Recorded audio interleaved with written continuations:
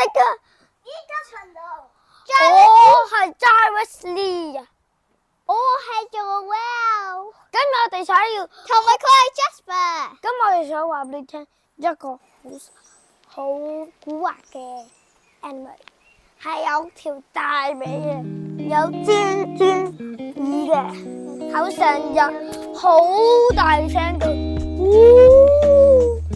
生嘅，佢有尖牙嚟噶，跟住佢成日喺英國好多時候都，你估係咩咧？